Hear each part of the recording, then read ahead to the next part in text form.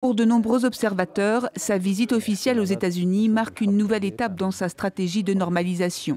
Le président syrien par intérim, Ahmad al-Shara, est invité à la Maison-Blanche au lendemain de son retrait de la liste noire américaine du terrorisme. Il y a quelques jours, Donald Trump anticipait une rencontre bilatérale importante pour la paix dans le monde, selon sa formule.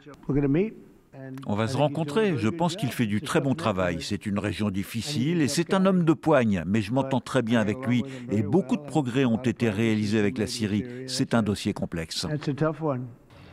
À l'ordre du jour, la reconstruction de la Syrie et la levée des sanctions économiques et financières qui frappent son pays depuis plus de 40 ans.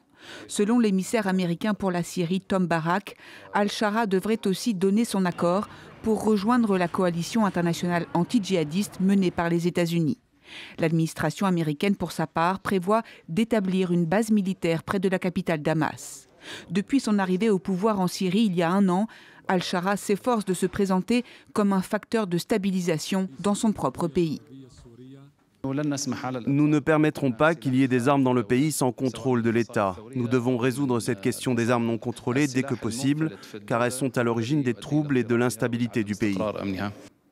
Au sein de la communauté internationale aussi, l'ancien djihadiste tente de normaliser sa position, dans la forme d'abord, troquant son uniforme de combat pour un costume, mais aussi sur le fond, lors des rencontres officielles multilatérales et bilatérales qu'il a multipliées ces 10 derniers mois avec les dirigeants arabes ou européens. Mais cela ne fait pas oublier que son groupe de combattants, le HTS, était autrefois affilié à Al-Qaïda. Ses forces ont renversé en décembre 2024 Bachar al-Assad, mettant fin à des décennies de pouvoir du clan Assad.